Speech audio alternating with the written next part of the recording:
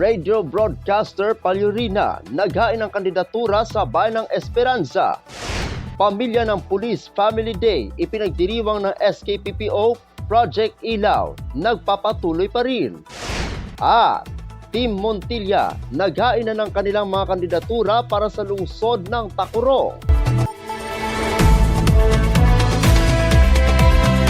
Yan ang ulo ng mga balita sa Sultan Kudarat Headliners.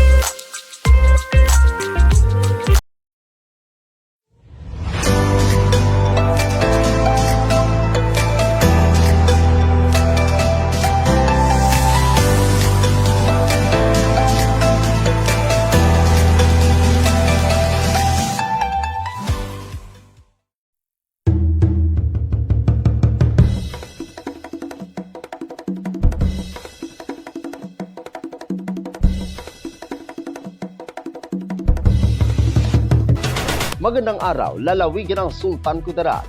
Narito na ang mga pangunahing balita sa Sultan Kudarat Headliners ngayong Oktubre 5, taon 2024. Radio broadcaster Palyurina naghain ng kandidatura sa Bayan ng Esperanza.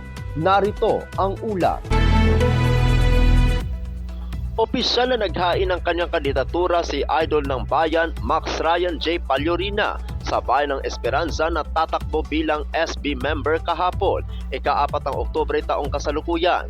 Matatandaan na tumakbo din ang nasabing opisyal noong nakaraang barangay and SK election noong nakaraang taon at mapalad itong nanalo bilang barangay kagawad ng Barangay Dukay, Bayan ng Esperanza, lalawigan ng Sultan Kudarat.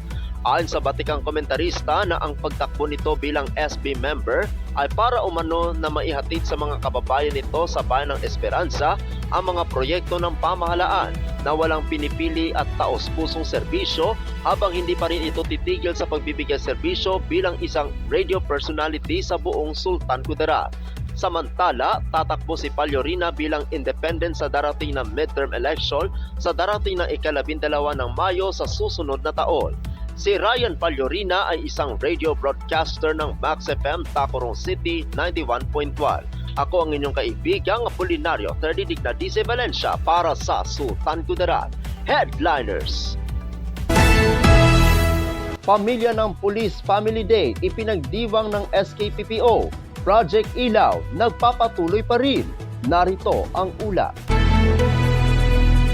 Ipinagdiwang ng mga tauhan ng Sultan Kudarat Police Provincial Office sa pamumuno ni Police Colonel Bernard L. Lau, Acting Provincial Director ang SKPPO Pamilya ng Police Family Day na ginanap sa harap ng Magilas Hall.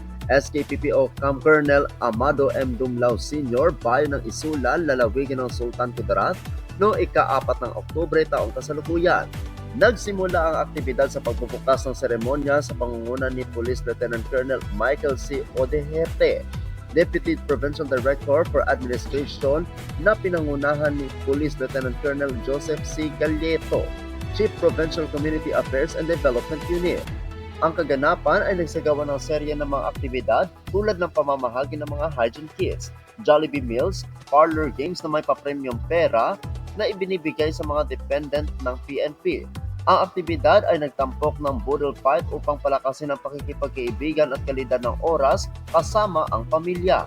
Bukod dito, nag-alok din ang event ng libreng medical check-up tulad ng blood pressure, kasama ang pamamahagi ng mga gamot at vitamina sa PNP at kanilang mga dependents.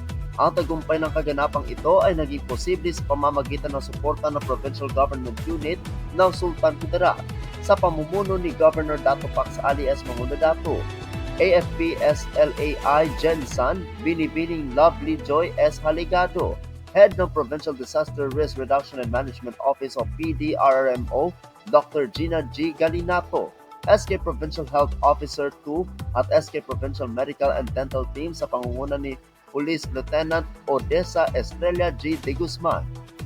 Binigyang diin ng SKPPO, Pamilya ng Police Family Day, ang kahalagahan ng pagbabalanse ng mga mapanghamong tungkulin ng pagpapatupad ng batas sa oras ng pamilya na lumikha ng isang matulungin na kapaligiran para sa mga pamilya ng mga opisyal ng pulisya.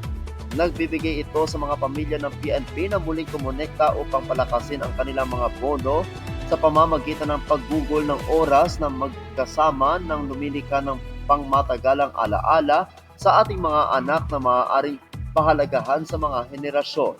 Ako ang inyong kaibigang Apolinario Terdi Valencia para sa Sultan Kudarat Headliners. Para sa uling balita, Team Montilla naghain na ng kanilang mga kandidatura para sa lungsod ng Tacurong. Narito ang ula. Kaninang umaga ay formal na naghain ng kanilang Certificate of Candidacy o COC ang partido ng Team Montilla sa tanggapan ng lokal na COMELEC sa lungsod ng Tacurong.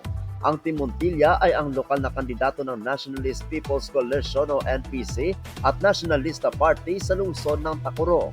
At kandidato ng grupo bilang alkalde si incumbent Vice Mayor Lina Montilla at magiging katandem nito ay ang kanyang kapatid na dating naging mayor at vice-mayor na si Lino Montilla. Kasama ng magkapatid na Montilla sa paghahain ng kanilang kandidatura ay ang kanilang mga konsehal na sina incumbent Councilor Lalin Montilla, incumbent Remo Flores, Barangay EJC Montilla, Punong Barangay Cora Sebastian Montilla, Barangay Tina, Punong Barangay Joan Gabio, sina dating Councilor Dave Salazar, Lino Leda at Wilson Ferrer, at dating Barangay New Isabela, Punong Barangay Juaren Javier, negosyante na si Itom Sobando at Barangay Poblasyon, Barangay Kagawad, Ramon Dable. At ang Team Montilla ang tumatak sa mga kagatang nagkakaisa, Ugyon, Yuhom, Tahom, Syudad ko, Palangga ko. Ako ang inyong kaibigang Apolinario Terdi Valencia para sa Sultan Kudarat Headliners.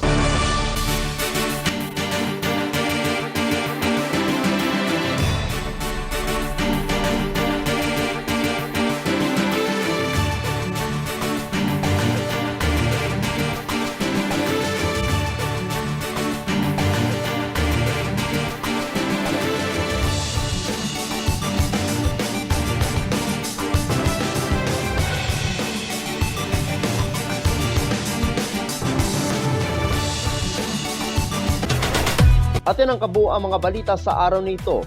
Mga balitang kailangan ninyong malaman, balitang walang kinakampihan, balitang totoo, balitang may dalang aral at inspirasyon. Ito ang Sultan Kudarat Headliners. Hanggang sa Lunes, happy weekend. Maraming salamat at magandang araw, kaibigan.